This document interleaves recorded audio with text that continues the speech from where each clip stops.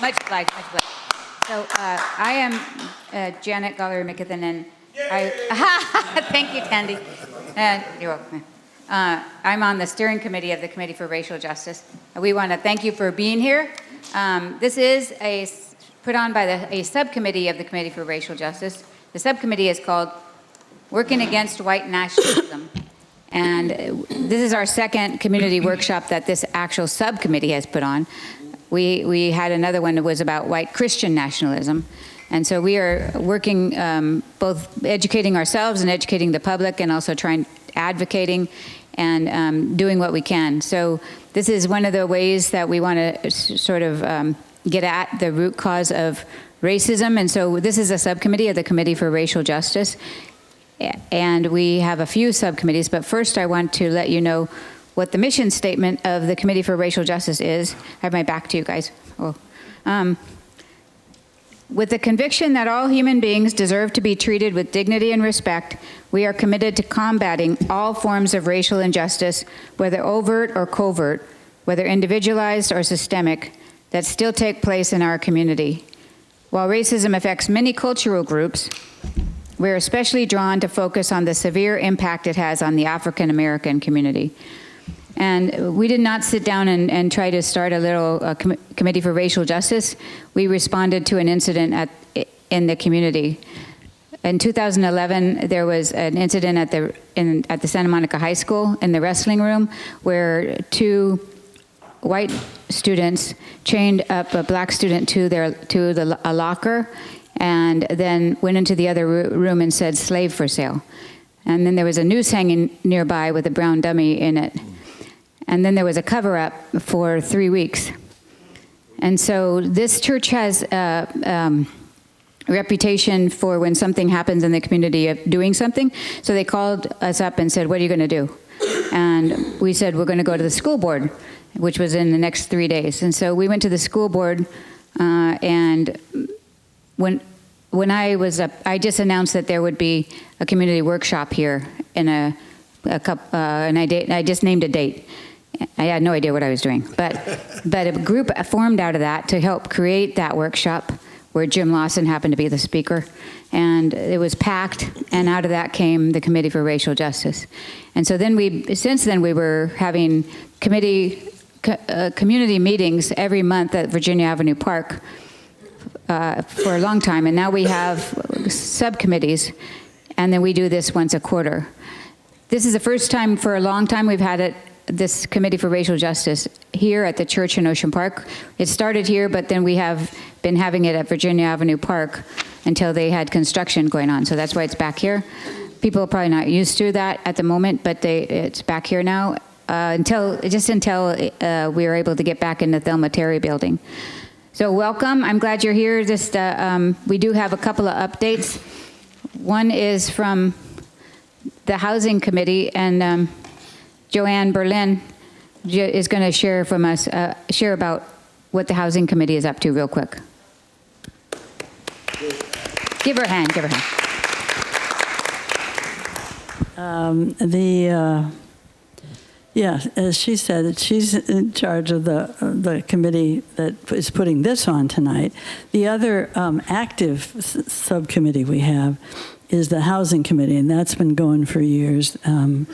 Meets twice a month. And most recently, we had a bus tour of housing issues here in Santa Monica that we offered to the community. And it was a very good experience. We had about 40 people or so. That's about all the bus would hold. So, we just keep trying to get people to make some changes in how things are done around here. Thank you. So you're invited to be a part of either of those subgroups or just be on the list for Committee for Racial Justice. Anyway, so welcome. Now I'm going to introduce the play. Or you want to introduce? Oh, I want to turn the phone off. Oh, I thought you were ready to do something. Introduce a lot of things. I really want that happening. Okay.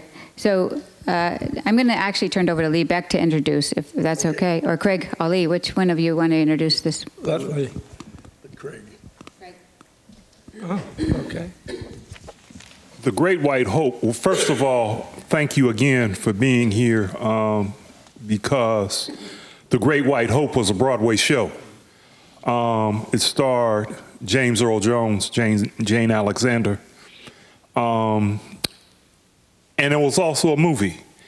And it chronicled the life of Jack Johnson, heavyweight champion of the world, 1919 or 1920, and the trials and tribulations that he had in his life, the fact that he was, I guess you could say, despised by many in power, the fact that he had one, that he was heavyweight champion or, you know, a up-and-coming fighter that could brutalize white men and make it legal was a big concern. The fact that he also had a white lover was even more of a spit in the face. And so what we're trying to do essentially is depict how racism, you know, even then, and some could even argue now, plays a role not just on black people, but on white folks as well.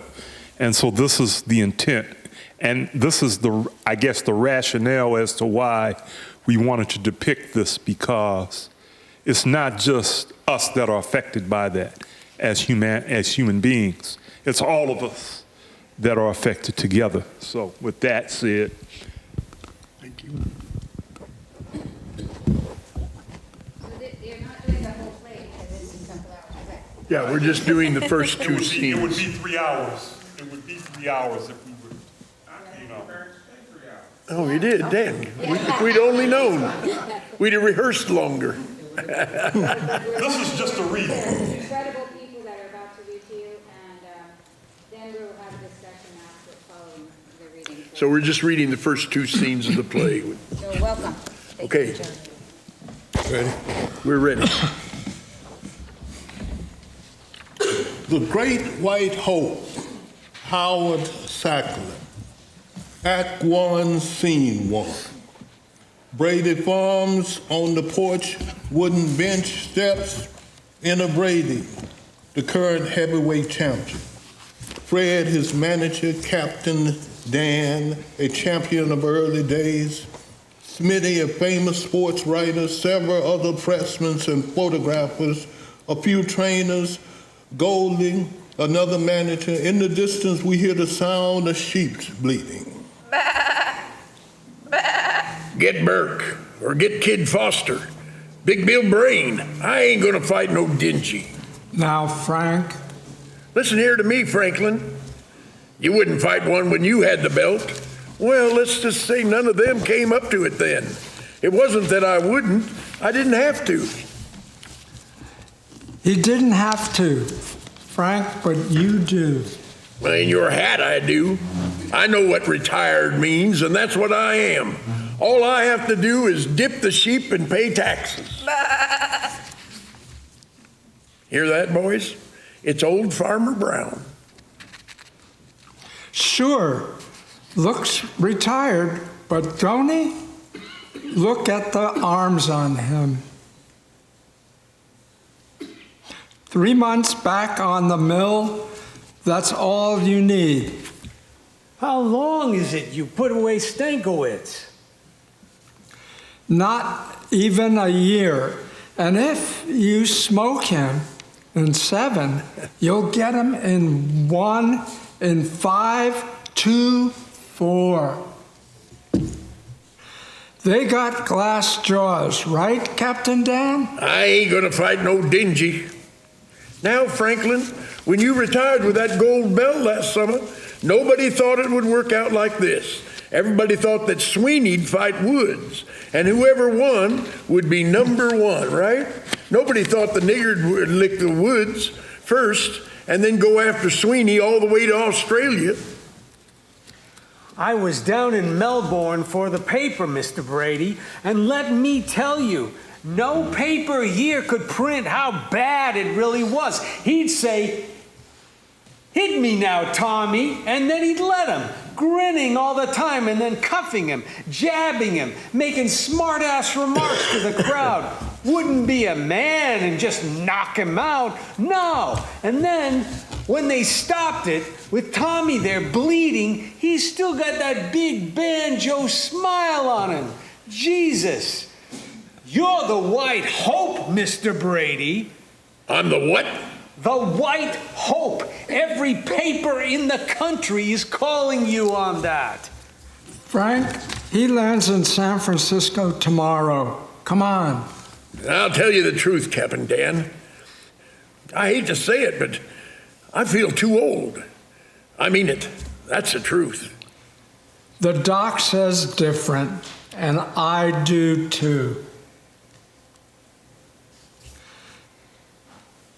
He thinks old because he's worried what to do. Shut up. Captain Dan, you know what I mean. I know you trust me, and I say you're up to it. And Franklin, God Almighty hates a quitter. Now, Frank, go inside. Mrs. Brady wants to show you a letter I brought for you. I paid a call in Washington on my way out here, and even though I think it'll make you so big-headed you won't be fit to talk to, you read it, and then come out here and we'll see where we stand. Exit Brady up the stairs and off. So, it's fixed? Somebody say something? Me. I'm asking, is it settled? Please, gentlemen, you tell me yes, and maybe I can catch the train. That man's in a hurry, Fred. What about terms? What'd you expect? I'm gonna yell about terms? Look, we're no babies here, you know, like I know. My Jackie would fight for a nickel tomorrow. But it wouldn't look nice for you to take advantage. So you'll offer me low as you can get away with, and I'll say okay. 80-20, that's it. A world's championship. You can't do 25? 80-20, that's it. Well, God bless America. And Captain Dan to be the referee. Fred, you're kidding me. Him or forget it. You know how it works. I don't mean no disrespect, but... Well, who'd you have in mind, friend? Booker T. Washington? All right, boy. What else? That's all. We better set the place. Any place, name it. The coast, Chicago. No big towns. Fred, you'll have every nigger and brother jamming in there. How about Tulsa, Denver, Reno? Hey, Reno. That's okay. Small? No, wait, Reno. Why not? The good old Rockies, yeah. A white man's country. Sure, but can you find them there? They'll come from all over. It's on the main line now. And it's high and dry. Mr. Brady would like that. The drier, the better. If that nigger gets a sweat up, one good whiff and Frank is finished. N.B. Grady carrying the gold belt. Well, he's not through yet. There we are. Want some photos, boys? Sure thing. Mr. Brady, with it on, okay? Brady proceeds to do so. Press takes out a notebook. A deal? It's a deal. And it's going to be a pleasure. Tell your nigger I said so. A stance, please, Mr. Brady. I should miss a train for this. Blackout. Boxing sounds are heard. Act 1, Scene 2. San Francisco, a gym. There is a wooden folding chair and clothes rack with a maroon robe and towel. Down from the rack is a stool with Jack's training gloves. To the right of the rack is Jack's bag. The body bag hangs a few feet left or center. Jack Jefferson, shadow boxing. Tick, his Negro trainer. Eleanor Bachman, a white girl, sits on a stool right, watching. Tick rides in on a number 3 wagon. Jack walks in, Ellie enters and sits. Mix it up, Jack. Mix it up, Jack, honey. Pace him. Pace him out. Hands up high now. Move. He's He's jabbing. Don't bother them head fakes. You watch his body. There you go. Jab, jab. Beauty fake with the body and not just the head, baby. Feint, jab, hook. It's behind it. Send him the right now. Where you at? Give him a right. And where you giving it? Chin bone. Sucker bone, boy. You a hurry gaga now, right? You jabbing his liver till he running out of gas. And his eyes gone fishy. Why you knock that chin? Could be you done what? Wake him up. Wake him up. Watch him. He's bobbing. He's coming to you. Block it where you're gonna take it at right now. Temple. How? Hook it. Hook the temple. Why? Softest place on the head. Yeah. Now you listen to me, sugar. Hook him. Hook him again. A beauty. 3. Now. And Jack stops, makes a sound, goes to clothes rack for a towel, hey, what you doing? crosses to Eleanor. Now, hon, you just know you tired of sitting here. Why don't you go by and buy yourself a pretty or something? No, let me stay. Unless you mind me here, Jack. You know my lady. You my lady luck. You know that. I don't mind you nowhere. As long as you're looking at him, he don't mind. But ain't this too much rough house for you? Well, I try not to listen. Much obliged. Oh, Dick, I'm sorry. Jack goes to Tick, then returns to Ellie. Ain't she something? Darling, you keep sitting there any way you'd like, because he's sure working happy, okay? Okay. Jack kisses her. Now we gonna mooch, or you gonna move? Reach me them gloves. Tick goes to the stool and gets the training gloves. Gonna bust that bag wide open, then we all gonna out and have a champagne lunch. 4 soft-boiled eggs, that's what you're gonna have. Hey, Goldie. How you doing, boss? Those stairs. Figured you staying in Reno till tomorrow. Tick goes to the clothes rack for Jack's robe. Jack puts towel over his head. We got it settled there. How do you feel? Putting robe on Jack. He feels like look, boss. Not eating too quick. No, sir, chewing good. I'm chewing till it hurts. Come on, Goldie. When it gonna be? The 4th of July. The 4th of July? So, it makes a difference? Prancing. No, it just tickles my funny bone, that's all. The 4th of July, and the Lord, you know why. We should worry. Listen, will we have a gate there? 15,000. Jack, you know what they're calling it? Already, by them, it's the fight of the century. 20 years, I have never seen such a hoopla. Trains from St. Louis and Chicago direct, yet tents they have to put up. It's a regular madhouse. Lively times. I can hear you coming, boy. You about to win the fight of the century. Yeah, or else lose and be the nigga of the minute. Noticing Ellie goes to Jack. Listen, come here, Jack. What kind of odds going? Brady, 8-5. What's the girl doing here? Oh, she's just looking around. She don't bother us none. Looking around for what? Goes to Ellie. You be nice now. Goldie, come on over, Ellie. Don't be shy now, huh? She's a friend of mine, you know. How do you do? Goldie, shake hands with Miss Ellie Bachman. They shake hands. Pleased to meet you, Miss Bachman. I apologize. I didn't notice you before. Such a tumult we got happening here. Oh, sure. I understand. You're, a fan of Jack's, huh? Ellie was on the same boat from Australia. She was visiting down there. Well, it's great to be home, I bet. You can't beat Frisco. Yes, I like it fine. My home is in Tacoma, though. Oh, it's awful damp up there, isn't it? You know it. Yes, I can't say I miss it much. Uncle and I worked up there in a laundry once. He didn't like it much either. Drizzle on you all the time up there. Right? Goes to Ellie. Yeah, well, Miss Bachman, the guys from the papers are coming any minute. You know what I mean, so if maybe you excuse us. She stays where she is. Uh-oh. Jackie, look, what's the matter with you?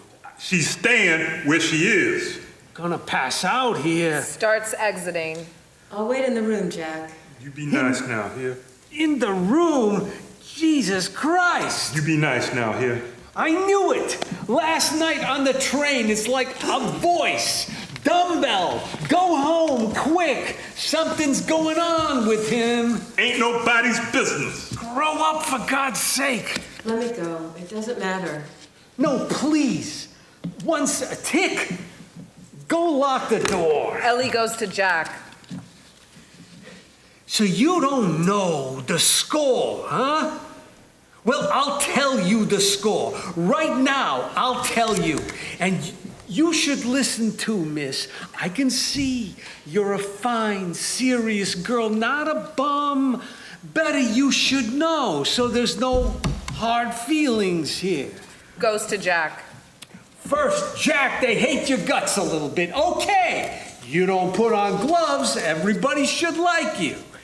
Then, they hate your guts some more. Still okay. That makes you want to fight, some kind of pep it give you. Then they hate you so much, they're paying through the nose to see a white boy knock you on your can. Well, that's more than okay. Cash it. After all, it's so nice to be colored, you shouldn't have a bonus. But Sonny, when they start to hate you more than that, you gotta watch out, and that means now. Oh, I got ears. I get told things. Guys who want to put dope in your food there. A guy who want to watch the fight behind a rifle. Okay, cops we'll get. Dogs we can handle. But this, on top of it, a white girl. Jack, what, do I have to spell it on the wall for you? You want to drive them crazy? You don't hear what happens. What I supposed to do, huh? Stash you in a bitty hole someplace in Nigger Town and go sneaking over there 12 o'clock at night? Carry around with me inside a box like a petty bunny rabbit or something? Jack. Or maybe she can just put black on her face. Oh, come on. And puff her mouth up so nobody notices. I took nothing from her. Let them wait. You know I don't fool around plenty, Goldie. She know it too. Know it all. But I ain't fooling around now. Understand? And if he say that what you said last time, I'll bust his nappy head. I ain't saying nothing. Hold on, I'm coming. Jack, I swear I'll help you. But you shouldn't throw it in their face, Jack. I'm begging you. See? This is what you fell into, darling. Do what he says. You go along with him. Along with you. Go sit over there, all right? Let him in for Christ's sakes. Tick admits the pressman. Smitty leads. Ellie sits on stool. Morning, gents. Hi, fellas. Hey there. Just a few minutes, fellas, okay? Well, you're sure looking good, Jack. Thanks, boss. Guess you know about the 4th. You start to get jumpy? Yeah. I scared Brady gonna change his mind. Tick rubbing Jack's shoulders. Still think you can take him, Jack? Well, I ain't saying I can take him straight off. And anyway, that'd be kind of mean. You know all them people. Big holiday fight. How they gonna feel I send them home early, huh? So your only worry is deciding which round? Yeah, and that takes some thinking, man.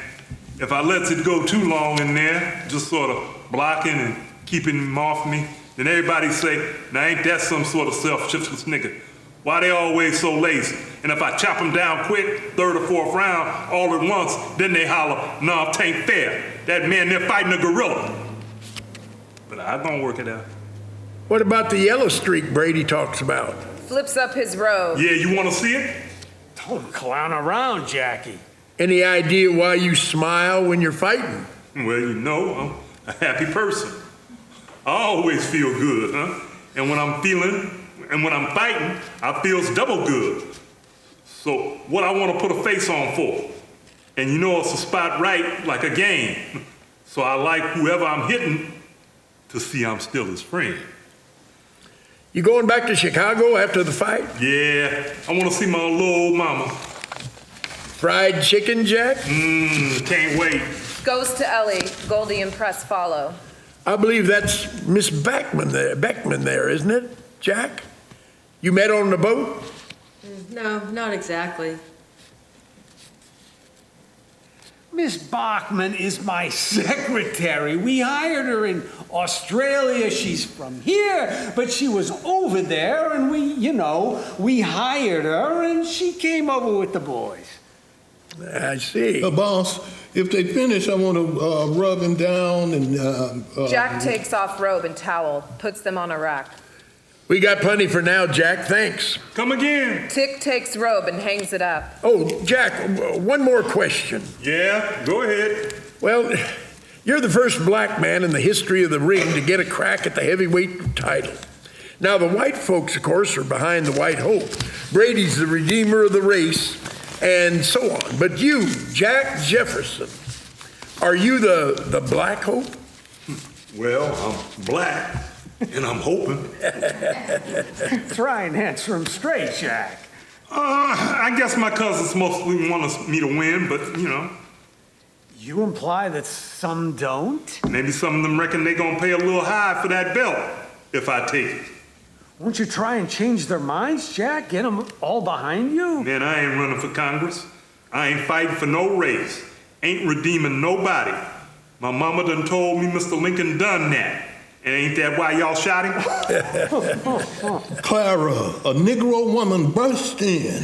My, oh my. It's a big black rooster and a little red hen. I got you, your mother. What you want here? I show you what I want. Goes for Ellie, chases her, Clara shot and held by Tick. They struggle and move. Hey! You crazy? You crazy, you bitch. Little family quarrel. Fellas, see you tomorrow. You know how it is. You leave my man. B, listen, girl. You done leave him, I gonna throw you at him in chunks. You got it all wrong, Clara. Clara breaks away from Tick and goes to Golden. Yeah, I got it from the chambermaid at the Park Royal Hotel. I come all the way from Chicago to got it. Now you got it. Get your black ass out of here. Don't hit me. Why? What you tying on? You evil sent you? Jack, fellas. Sing it, Daddy. Let the gentlemen's hear how you're smirching your wife. What do you mean? She ain't no wife of mine. No, which or what? We's common law and I's coming home to pop. It's common nothing. Don't you papa me, girl, or I'll papa you so you never forget it. I quit on you when you cleared out of Detroit with Willie the Pimp. Fellas, please, have a heart. Jack. I know you came after me. I know you was looking. You lucky I didn't find you, girl. Selling off my clothes, my ring, my silver brushes. Oh, give me another chance. Baby, I misses you awful. Don't come on with me. You just smelling bread. You come here because you know you Willie's in jail. How you know where he is? I'm from the jungle like you is, baby. I hears the drums. To take her over to Goldie's, give her a $20 in car fare. Come on now, come on. I'm telling you once now, go on away from, stay there.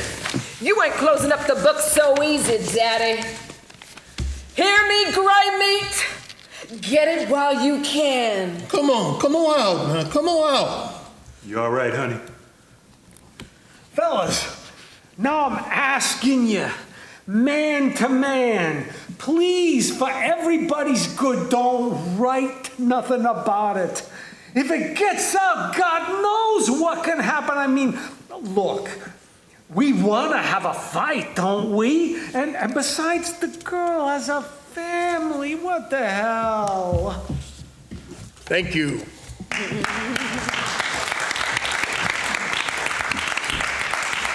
Good job.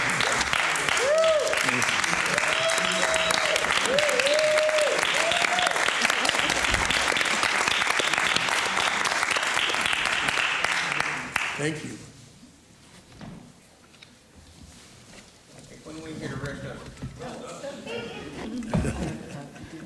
All right, let's do the next one. Do another scene? Next scene. We're not done. Anyways, thank you so much. That was incredible. Oh my gosh. So, yes. Generally, Melvin Ishmael Johnson. Yeah, let's introduce yourself. Melvin Ishmael Johnson. Fred Whitlock. Lee Beck. Chandra Anderson. Craig Ali. Dana Leslie Hodges. And Jim Bolt. Let's give them a hand.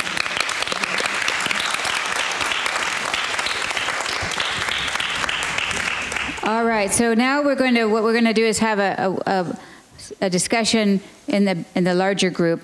So if you'd like to make a comment or you want to ask something, this is your chance. Anybody have something they'd like to say? Don't be bashful. Yeah. That was good. Be any kind of comment you want to make. Yeah. We got the point across, huh? I don't have a question, but I just want to say you guys were awesome. Really, I mean, I was needing, so I try not to look at you. And I had the play. I mean, it was there. It felt really real. Thank you. Thank you. Thank you. It's well written, that's for sure. And I'd like to comment as well. Great execution. I think what's so important is like this resonates right now, right, to an extent of how everything, we're in this polarizing state, right? And even though interracial relationships and all that are legal, there is still so much flack from it, right? So isn't that kind of like surprising how even though it's legal now, there's still so many things that are occurring within that piece. So I thought this was really good and timely. To add to that, you know, I don't think it can be emphasized enough, you know, just what kind of political situation we're in. How's that? People are dying simply for resisting what we call ICE. I mean, a poor innocent white woman who did nothing other than express her First Amendment rights, paid for it with her life. And essentially, another, I guess you could say, nurse was coming to the defense of another. I think what I'm saying in this respect is these two people love each other, and they knew they could not have each other.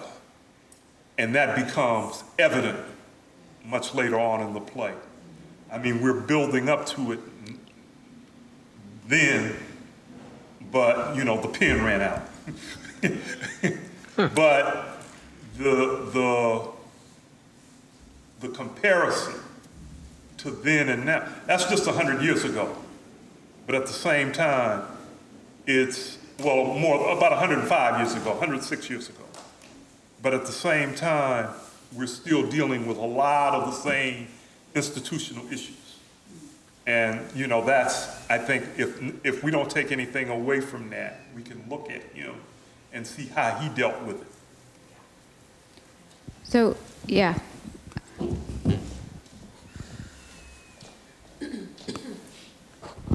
The parallel to at least fairly recent history that strikes me quite a bit is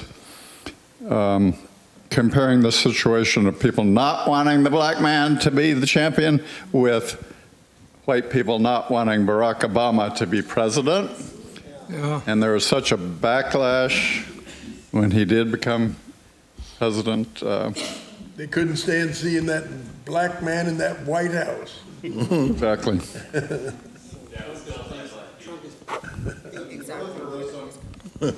Coined by Trump, you know, Trump sort of got his start with putting down Barack Obama. Yeah, this takes me all the way back to Trinidad when I used to do the same thing in drama society. But it reminds me of fairly recent years, heavyweight champion Muhammad Ali. I think he went through some of the same struggles. So these things sort of happen every generation, it seems. And what's really amazing to me is how a young guy like that in both eras could rise up and actually face all this prejudice and be who he was. That was a great challenge and a brave act. It also reminded me of the movie Jackie Robinson, you know, when everyone, you know, didn't want him on the Brooklyn Dodgers, and he rise up and, you know, became the well-known baseball player. So I know thank you. So I know some of these, I had emotional reactions. I don't know if other people would like to say how emotionally that it affected them hearing this play. So, yeah.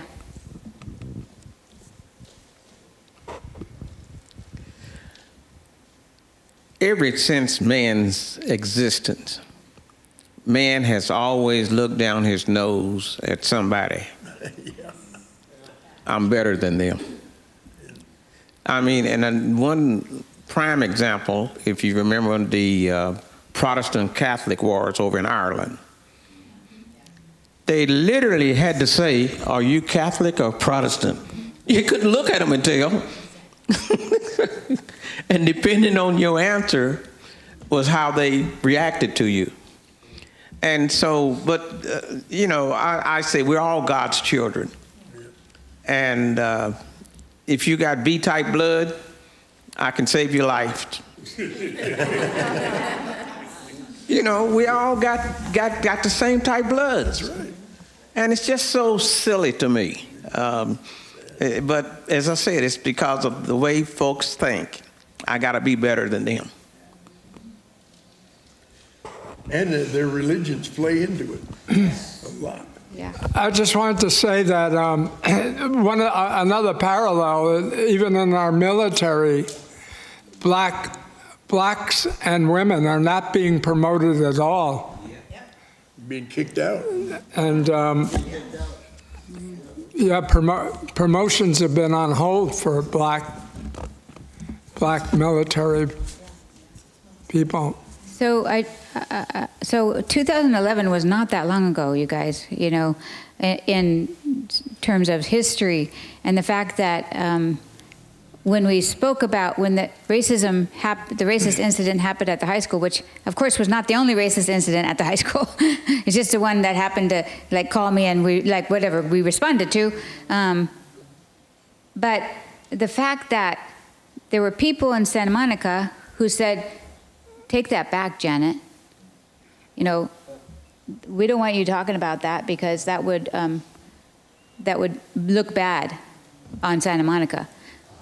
And it sounded just like you might hear in Ohio or like what did they want you to take back? So all I did in my 3-minute speech was name what happened. Oh. You know, I named, you know, a black student was chained to a locker by white students. There was a noose, and there was said slave for sale, and there was a cover-up.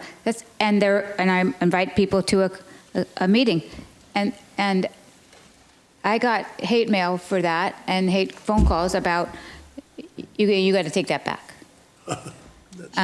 People who didn't want me just to name what happened, and so as a white person, I was very surprised. You know, the black people weren't that surprised that would happen. Yeah. But I was surprised. And I was so naive that I thought, like, when we went to meet with the school board, that they would actually do what they actually wanted to do what they said they wanted to do. But they kept putting barriers up, and the people on the committee that were more seasoned. I had someone come up to me at that meeting. I was there at that first meeting, and someone came up to me and said, if you're going to speak, don't be hard on the school board. It isn't their fault. Right, and I didn't even blame the school board when I talked. It wasn't about that. I just named what happened. I thought everybody'd be outraged. Had Miller graduated yet? Miller? No. When did he graduate? No, he's still there. Just looking for a suspect. Yeah. But they were all suspect, all of them that were on there, because none of them were getting outraged, you know? Like they were like just taking it as a normal thing. I'd like to reemphasize something about the timing. This is an election year. And much of what Janet talked about in 2011, it's been 14 years. Actually, longer than that. And the hostility towards black people is not just towards black people. We have to take into consideration that this church was graffitied with a hateful message simply because of what it stands. So I say that to say essentially what started out as a racial incident, you know, within that same climate, the chicken has come home to roost and it affects everyone. Recently, I'd say after Trump got elected, there was another racial incident in which they asked for black children, you know, to report to the cotton fields. You know, to this day, we don't know what the status of that is. That same, you know, group said to Mexican Americans, report to the border. So, you know, I mean, the work is not done because much of the hostility is still that climate. And, you know, if nothing else becomes clear, that we should at least be conscious of the hostility that exists in and around, yes, the fair city of Santa Monica, liberal bastion as it is. I've got something I'd like to share. This is, okay, I don't know how to begin this. My grandfather was a religious Jew, but he was also a community activist. Community, I mean, everybody. I guess you might call him a communist. Yes. No, he wasn't. Whatever. But he was religious. I wasn't. I was never bar mitzvah. That's another story. But this is an event that really was mind-changing. And to this day, I was a young kid. We're musicians. What do you do when it's summer? You go up to the Boer circuit. You play in the Boer circuit. And I was playing at this one place called the Shady Lane Bungalow Colony. The cheapest people I've ever seen. The owner was always trying to get the musicians to all put them in the one room. And they were, what are they doing? They're playing their instruments in the daytime, practicing? Why aren't they working in the kitchen? Because you don't pay us money to work in the kitchen. I mean, that's the stuff but this is a mind blower. And to this day, most of the people at the Shady Lane Bungalow Colony, they were Europeans. They had numbers tattooed on them. They came out of the camps, right? And now here's the one that blew my mind. We're playing, and this was 1963 when Sweeney and those three civil rights kids were murdered. Sweeney, Goodman, and Schwerner. Right, yeah. We're playing, and all of a sudden this woman who has numbers on her starts saying in her accent, that Martin Luther King, he ought to be arrested getting that nice Jewish boy killed. Really. And I mean, I have never, to this day, I wrote a piece, I'm going to perform it. I'll tell you about it later. Chameleons and the Origins of Racism. You know, where chameleons change color when they're feeling blue. Changing colors is what they do. But one thing, they couldn't decide what color to be, so they hated them. And they hated each other. And then they get down and they hate each other. You know, I'll tell you about it. But that was a changing, you know, holy crap. Here's my grandfather, who was like, if anything, he was like absolutely, you know, he was beyond that stuff. And he kind of instilled it in me, you know, and I always thought, well, oh yeah, the Jews are so, you know, my grandfather's a Jew, you know, no, not at all. It's a disease that fixes, and here's someone who came out of a concentration camp, and she's saying something like that. It blew my mind. To this day, it blows my mind. To this day, it's still happening. It's still happening. In Israel and Palestine, you know, holy crap. Really. I'll tell you about that. Lee, we'll work on that later. I want to put that piece in the show. That's good. Great. Thank you.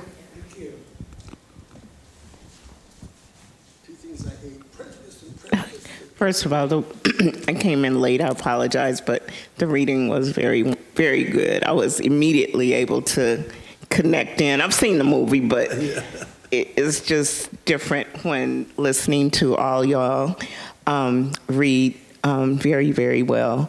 To get me captured and away from my chicken, but I just want to say, emotionally, I mean, I live with this every day. And I've been here over 6 decades. But as a little girl, I even remember my grandmother who came here. She was a business owner in the South, but she came here for better life and to be next to her kids. And she had to work in the homes of rich white people. And, you know, sometimes, you know, you could see it wearing on her as she would walk up the driveway to come home because she fed those kids and she had to come and feed me and her other children. But I think for me, what just really, is how long this has been happening to Black people. Yes, does it happen to other communities in America? Absolutely. But to the extent of lynchings, hangings, and I'm not saying anybody else wasn't lynched and hanged. I'm just saying to Black people, it was to the extreme. I mean, losing lives. And as a Black woman in America,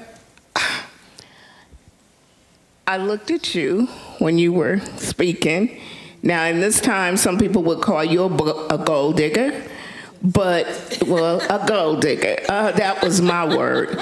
But at the same token, an angry Black woman. Because you're feeling, felt emotion because this white woman has your man. That happened to my daughter in middle school. I won't go into that story. But I'm just, and then you, so poised, and you know, you really captured me with the way you carried yourself and handled yourself.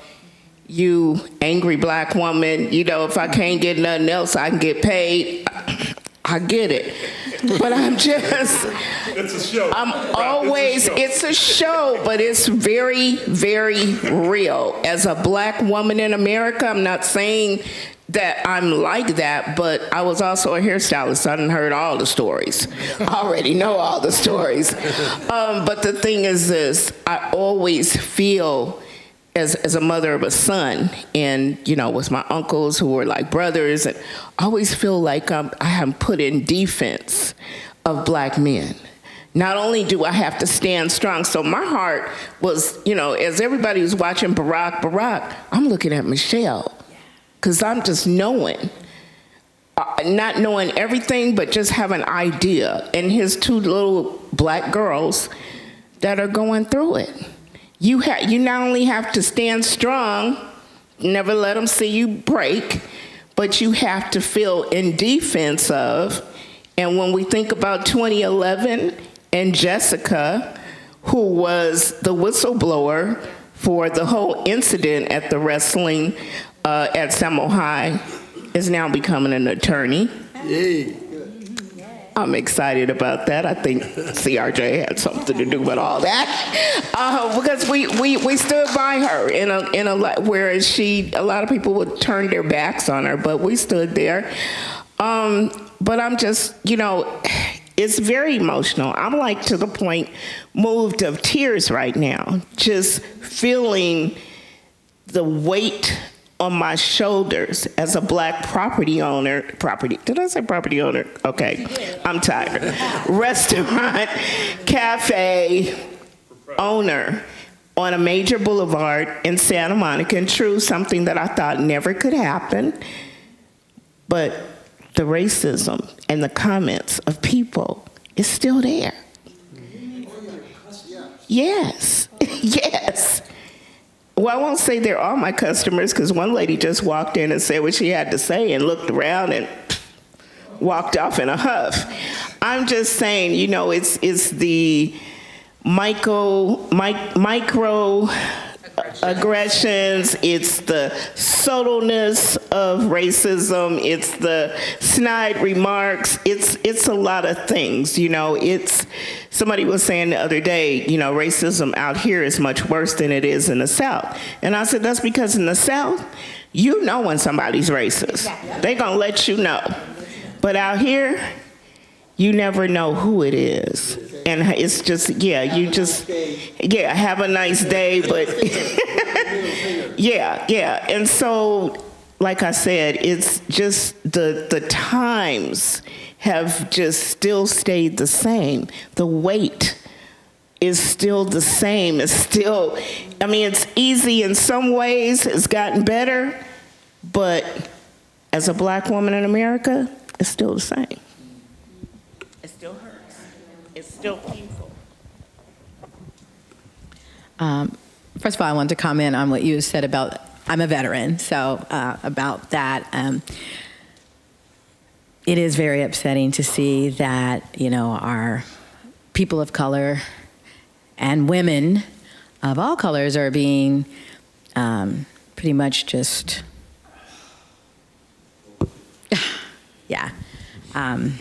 pretty much just the dismantling of leadership is very egregious to me.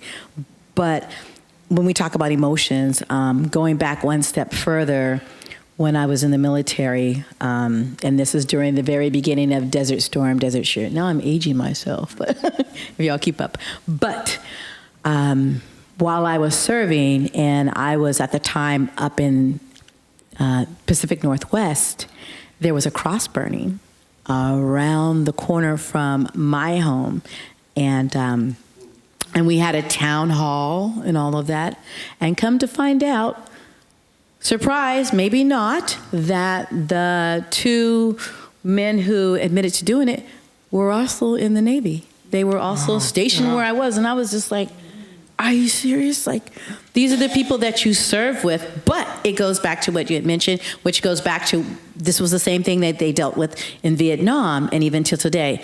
You have multiple wars that you fight, right? You fight for your country, but you also fight for the, like you said, microaggression. You fight for the things regarding who you are within your race, within your gender.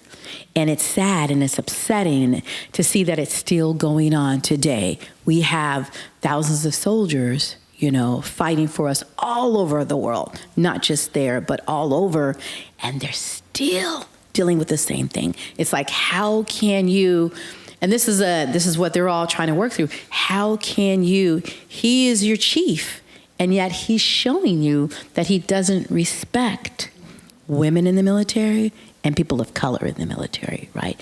That's a difficult, that's difficult to chew on. That's difficult to wrap your head around, because how can you continue to serve and do it proudly? And that's what happened with Vietnam, and every time they came back here, and I mean, we can go even for World War II, whenever our folks came back, you know, it was always the same thing, you know. Well, yeah, you were over there, but when you come back here, you are still, you know, the N-word, like you are still everything. So, like you said, that was like triggering and seeing that, and then, but my hope, just like the play, my great hope is we are all in this together, and we do have that group that's willing to stand 10 toes down and work together, especially in these times right now where we're dealing with a lot.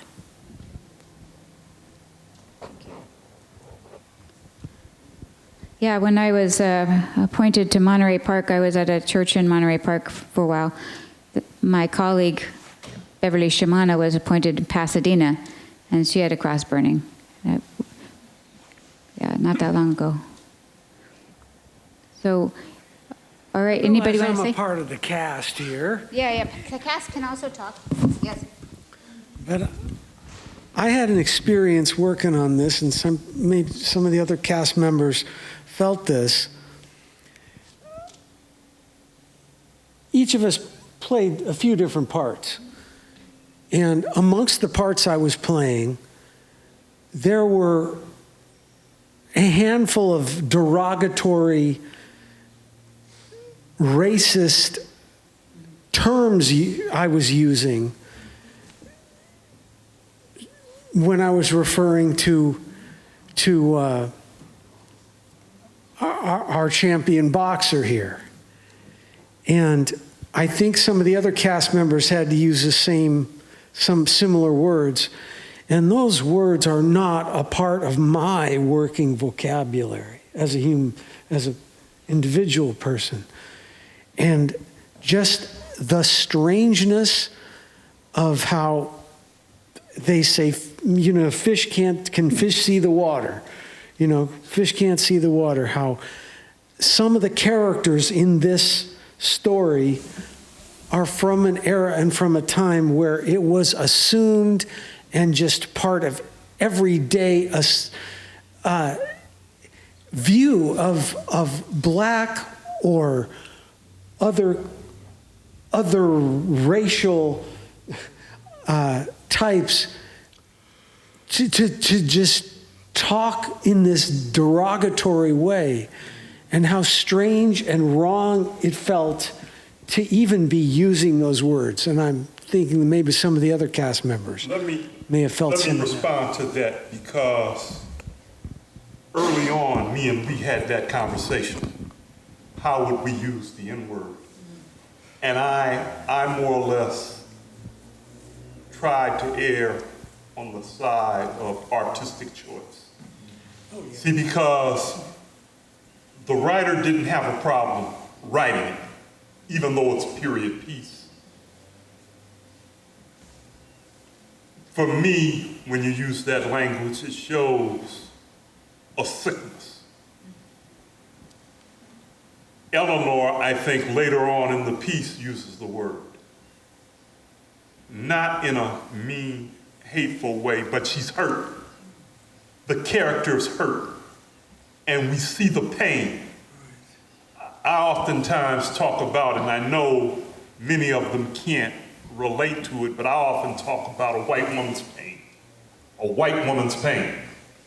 And, people ask me, well, okay, how are you qualified to talk about what a pain a white woman goes through? And then I come back and I say, well, I look at it from the point of view of my sister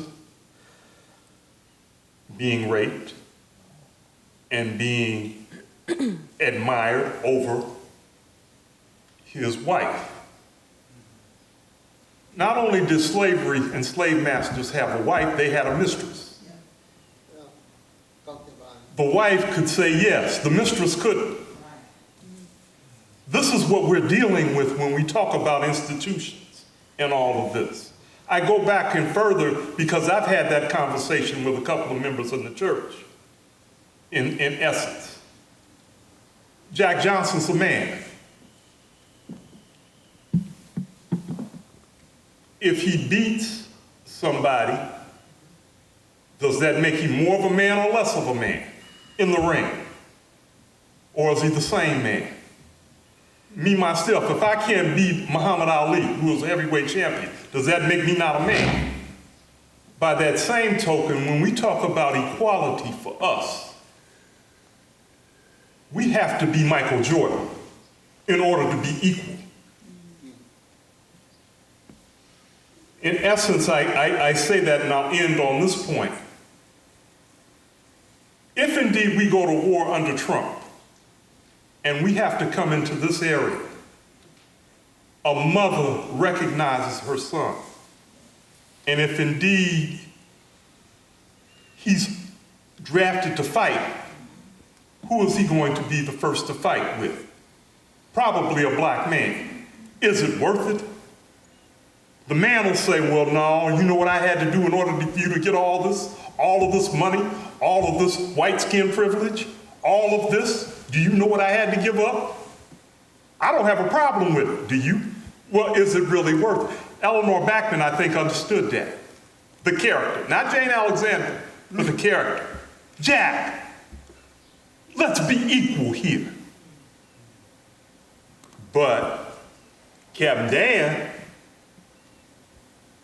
Brady, Doesn't see it that way. you see what I'm saying?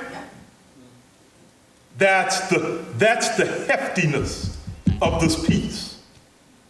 They didn't care. You see? For our humanity.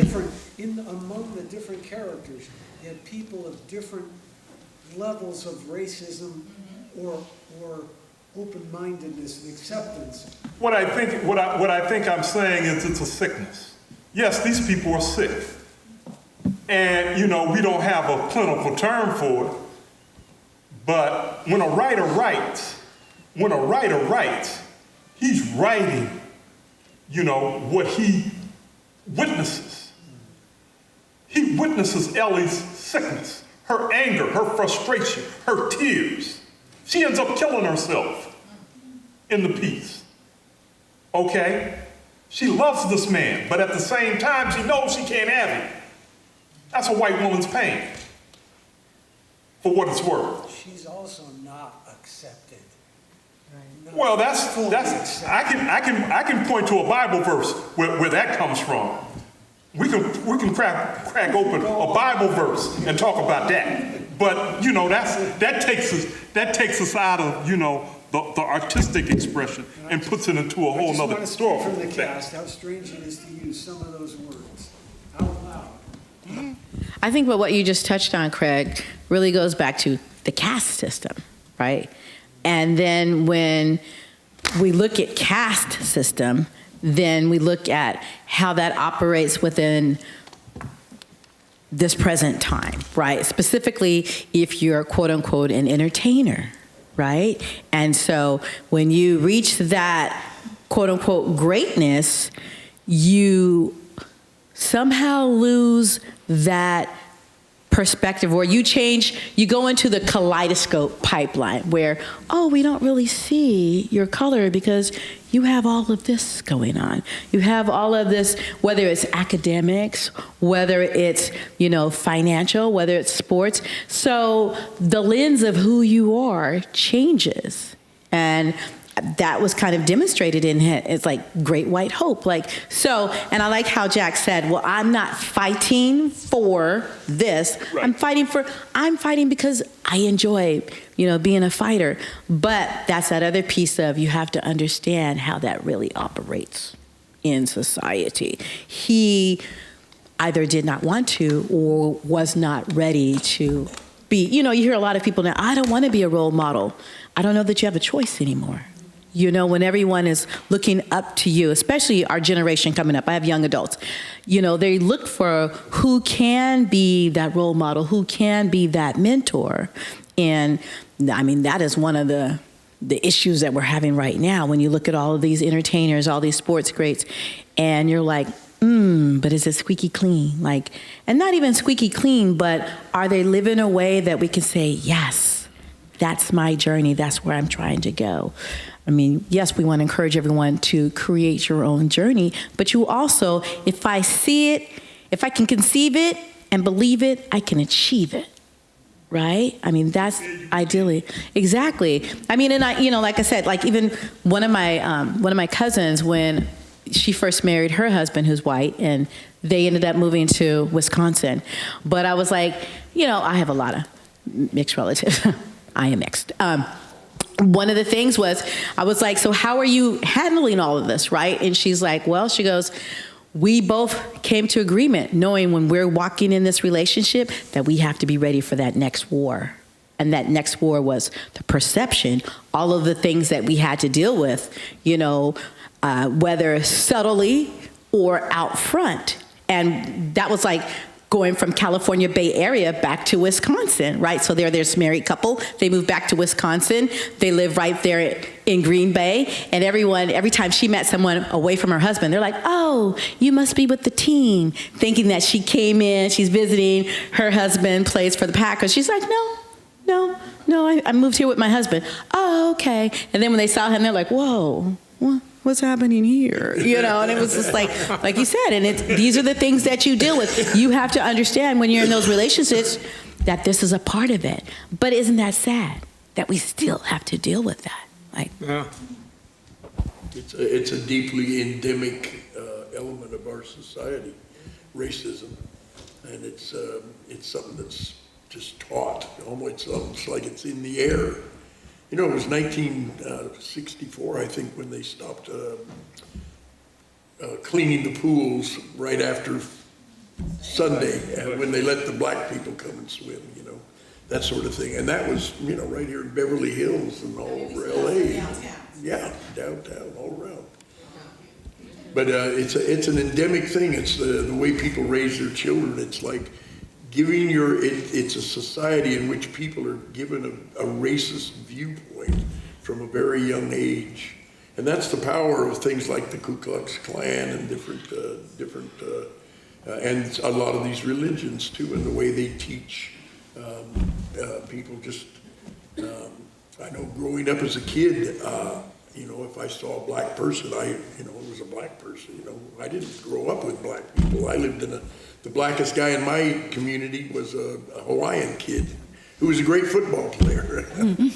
And I knew about it, and I empathized with the civil rights movement, but I didn't really learn about it till I went into the South as a fundamentalist preacher and lived among it and had a lot of experiences. But I've always been just that endemic racism and how we have to, instead of seeing things from a racist point of view, you have to see it from a human point of view. And it's a big change in the way that a lot of people get raised. I don't know if black people have that in their psyche. I'm sure they do because of the way they get treated. They have to be a little bit worried about the white people, you know, in some way or another. But anyway. Yeah, thank you. So we were going to break into small groups, but I think we just got this was good to do it in this way. Could I say something? Yeah. Oh, yeah. Of course. Yeah. Excuse me, because I'm doing a lot of dental work with the VA. Yeah, I'm a military veteran too, Vietnam veteran. You know, I'm going to come out of Vietnam. Not only that, I grew up in a totally segregated society. I come out of the Mississippi Delta. Yeah, and you know, one thing I think about something that Dr. W.E.B. Du Bois said. He said the problem of the 20th century would be the problem of the color line. You know, he's talking about racism now. But later on in life, you know, a little before he died, he made a big change. He no longer saw it that way. He said that the most important thing was the economic organization of the world, how human labor is to be organized to meet human needs. So he thought that was the center point behind racism and all of that. And saying right now, I'm working on a very interesting project now because I'm down in Mount Bayou, Mississippi, which is the oldest black towns that was started by ex-slaves of Jefferson Davis and Joseph Davis in 1887. So I'm down there setting up a theater company for them, you know, because that's where my roots is at. But you know, when as I mentioned earlier, I come out of I graduated in high school in 1966, right in the heart of the civil rights movement, right down in that area. And I went to a totally segregated all black school, et cetera, like that, and I watched desegregation come down and just tear up the black community, and they still haven't recovered yet, you know. So I just wanted to mention that we still deal with a lot of racism, but one of the things that I've noticed is the different kind of racism that you would experience out here, and I've been living out here 30, 40 some years, as opposed to the type of racism that you would be exposed to in a place like the Mississippi Delta, et cetera, like that, with a huge black population, because the town that I come out is like 88% black.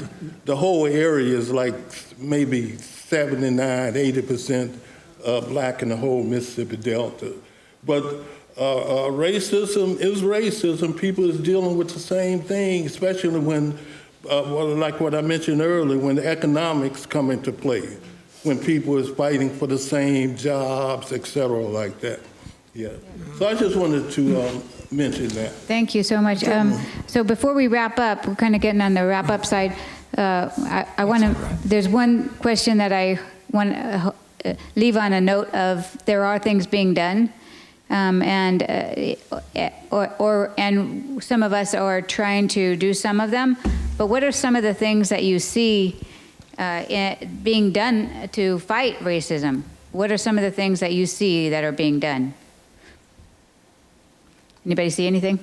I want to leave it on a hopeful note, guys. Yeah, it's CRJ.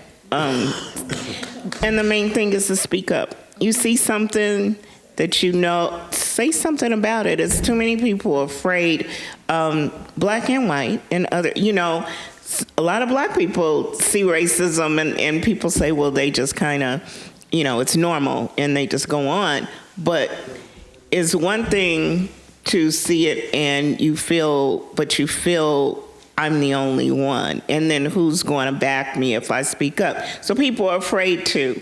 I'm proud to be a member of CRJ because I've never, as long as I've lived in this town, seen white people stand up, except for my elementary school friend. She stood up against her grandmother when her grandmother said she didn't want that nigger girl staying at her house. And she wanted to fight her grandmother, which was not a good thing. But and then it made it very uncomfortable because I didn't want to stay at all after that. But, you know, she was the last one that really I saw stand up for people, for black people. But yeah, people just got to speak up. They can't be afraid anymore because, you know, look at where we're at now. Because a lot of people do not, I mean, you see movie after movie after movie where, you know, the white people don't like the racism, but they just kind of, you know, well, that's just too bad. I feel bad, and then, but they don't speak up.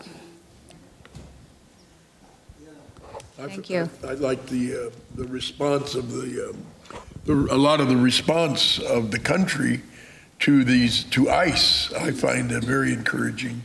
A lot of people are putting their lives on the line. ICE is racism. Institutional racism. Yeah, it is. That's what it's all about. So what, you have something? Or are you just stretching? Well, you stretch, you have to talk. There's a different situation. No, I grew up in Trinidad, right, in the Caribbean, Southern Caribbean.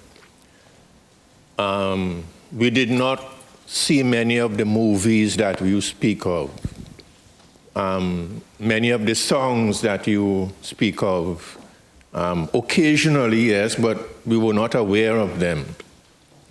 I was not aware of the racism in the United States and so on.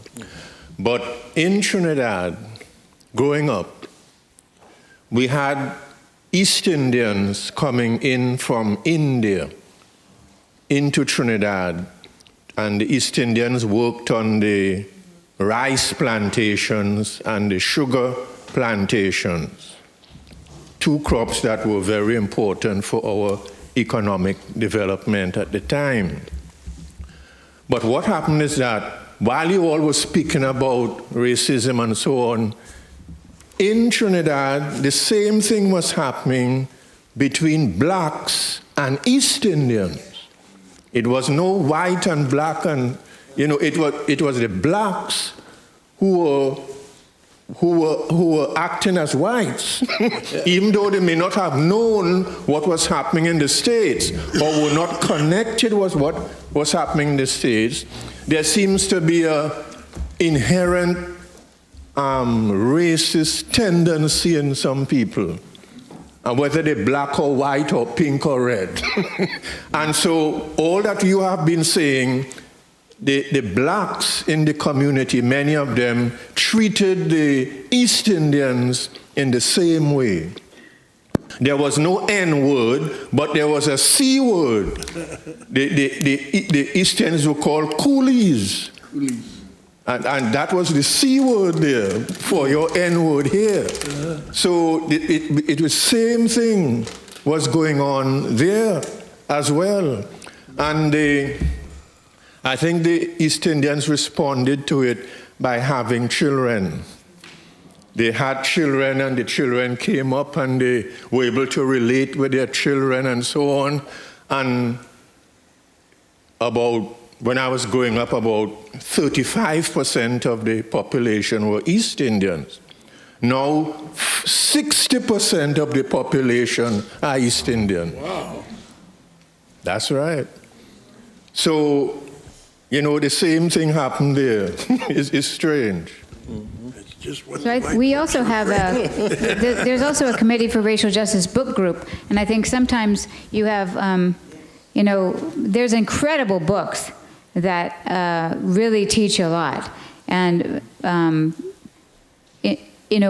once you get into them, sometimes you have a lot of, you can read them on your own, but when you discuss them with other people, it really makes a big difference, especially people with different types of experiences in their own lives. And so hearing how somebody else heard that book really empowers you. And so if anybody is interested, Bob Gord leads the CRJ book group, and they have, sometimes you don't even have to go as all the time, but if you look at what they're reading, it's an incredible book. Any other? Yeah.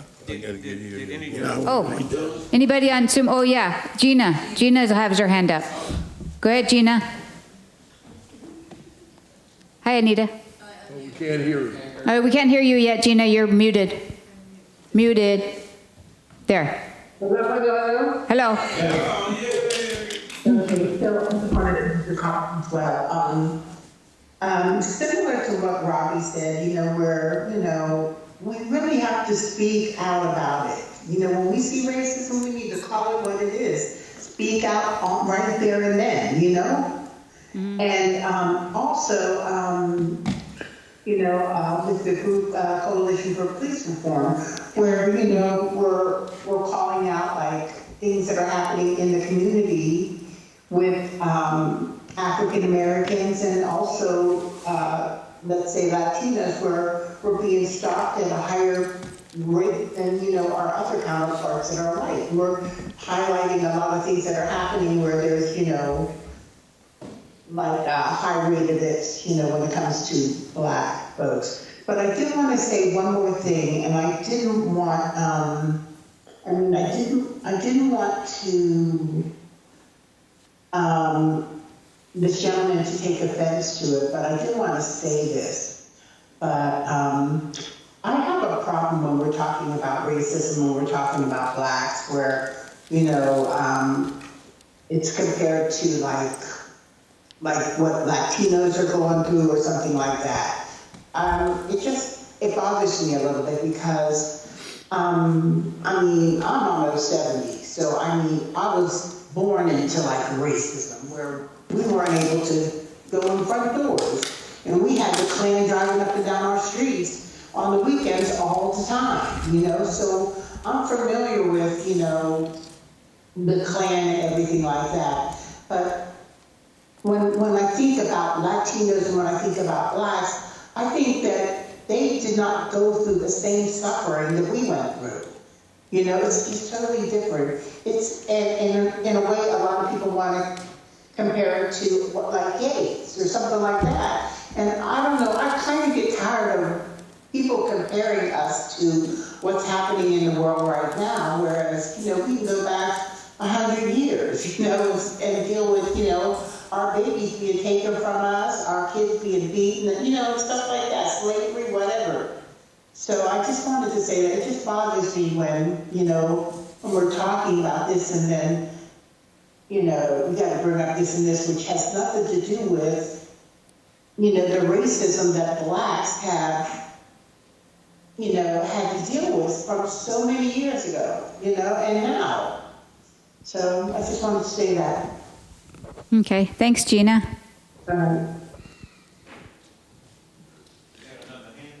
Is there another hand? Oh, no, that's the same hand. Yeah. Here again, just real quick, I just want to say it's about speaking up.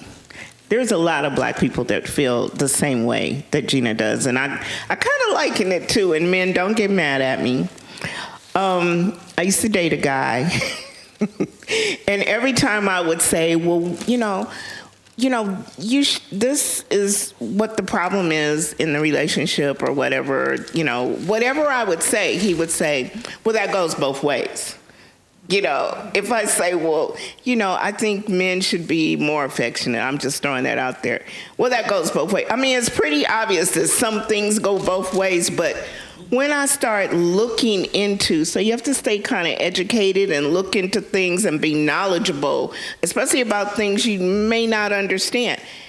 When I was like, okay, so that's kind of part of almost like a little narcissistic, but it's also being very dismissive. It means you don't really want to deal with the other person's situation, and you want them to just, well, that goes both ways. So that's kind of just like being dismissive. So a lot of black people feel that way, but they're afraid to say it because then they're told that they're being selfish and this, and they should look at other people's pain. Pain is pain.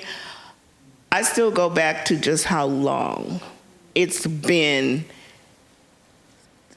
forever. And I mean, Gina said 100 years. Yeah, we almost 100, Gina, but, hundreds, of years of this. So it's, just generation after generation in this country alone. I'm not talking about other places, this country. And so I think it's just still speaking up. And I want to commend Gina for being able to say that, because a lot of people do not speak up because they don't want to hurt feelings, or they're told that they're not, because of the whole ICE thing now, that their feelings, it's not our turn, or it's always our turn. It's never stopped being our turn. But yeah, I just want to commend Gina for speaking up, because I know it took a lot of, well, you got courage, so okay.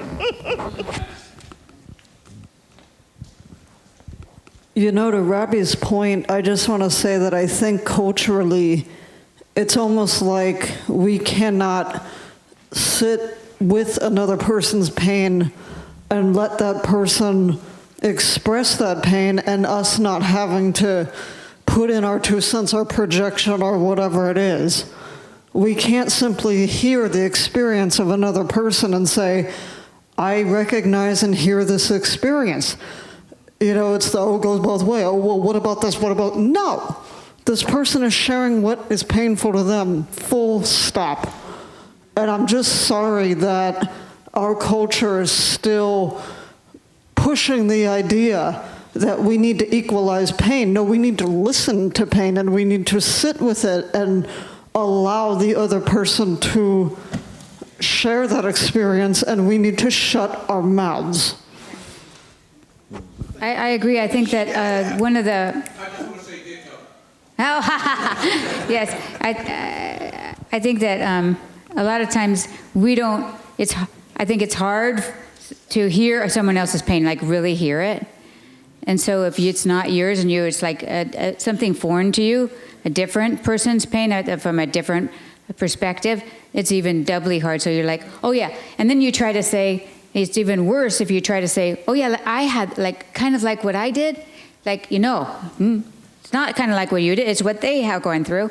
And so just listen to it. Yeah, it's really hard because I think I was very humbled constantly. I am very humbled constantly when I think that I'm working against racism, because I don't know what the heck I'm doing, but I understand that.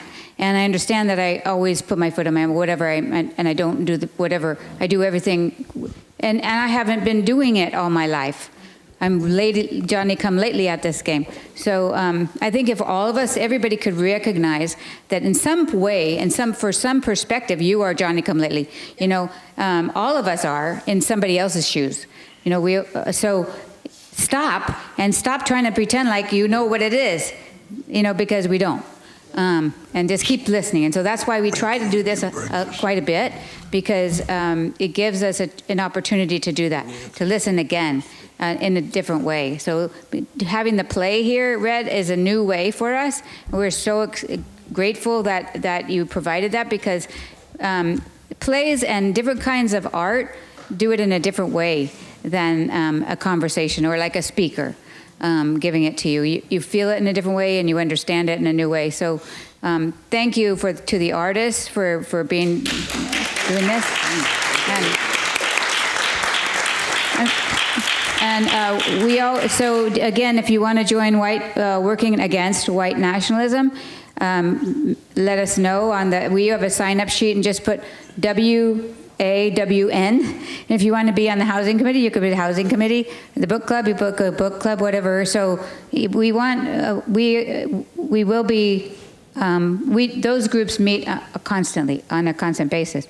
So we thank you all for being here. We always close in a circle. Yeah, one more thing that, Oh, can you say that?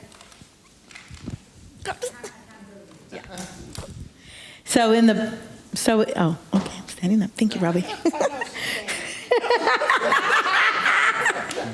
I heard I project 5'6". So in the back, Joanne has the accountability commitment forms. If you haven't signed up already, you can meet her in the back. And that's basically remember how we did the apology, and the Black apology. And so now we're looking at, how do you put power behind promise, right?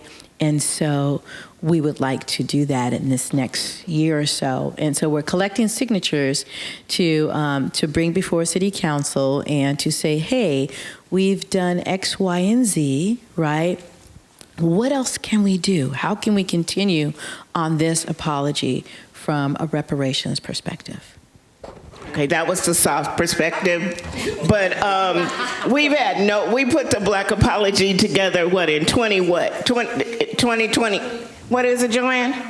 21, 22. No movement actually from the City Council. We've been before them, we marched, we did all kind of stuff. We're tired of that. Basically, this is an accountability saying, this used to be a sundown town, this is how you treated Black people. They put it in a plaque and put it in front of City Hall as if that meant anything. So, as if we would go away. No, we want we have action steps, a big board full of action steps, simple things that you can do. Most of them don't even cost any money, and they still won't make a move. So it's about doing something different, Janet. As Janet said, this is different. This time, we're just, getting people to sign on, and if we all have to just show up at City Hall, that might be something different. But this is kind of different for us to do a statement of accountability. It kind of holds us as community accountable and those who stand with us. But when we give that paperwork to City Hall, that's something that they can't deny. Okay, so we're, as we wrap up, after, we always close with the circle and the chant that Robbie will do, and then hopefully, or Craig, and then if you could eat food or take it home, and then anybody that could stay to help clean up would be great. So let's join us in a circle.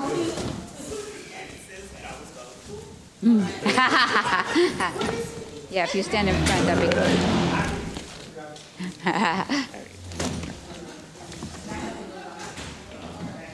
Thank you. Yeah, you were amazing.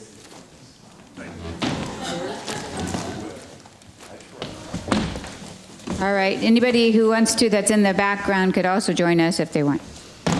Nobody could be, hi. No, you too, yeah. Yeah. Oh, no, you, no, I'm talking about those two too. If you guys want to join us, you can. I'm getting stretched out. Yeah. Okay, perfect. I'm not doing this anyway. Okay, so this is a chant from Assata Shakur. You recognize the last name, Tupac Shakur, so family. And it goes something like this, and it's a call and response. So we're going to do this 3 times. Kind of just a basic voice at first, and each time we get a little bit louder, and then the 3rd time, the heavens will hear us, and City Hall. So, okay, this And unmute. Janet, did they unmute? Okay, can you guys want to unmute? We're going to do the chant. And hopefully you'll hear us at least by the 2nd time.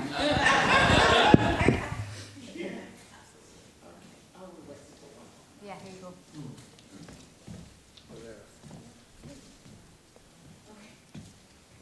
Here we go.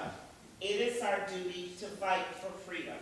It is our duty to fight for freedom. It is our duty to win. It is our duty to win. We must love and protect one another. We must love and protect one another. We have nothing to lose but our chains. We have nothing to lose but our chains. It is our duty to fight for freedom. It is our duty to fight for freedom. It is our duty to win. It is our duty to win. We must love and protect one another. We must love and protect one another. We have nothing to lose but our chains. We have nothing to lose but our chains. All right, 10 toes down, y'all. Lock hands. It is our duty to fight for freedom. It is our duty to fight for freedom. It is our duty to win. It is our duty to win. Love and protect one another. We must love and protect one another. Nothing to lose but our chains. We have nothing to lose but our chains. Ashe. Ashe.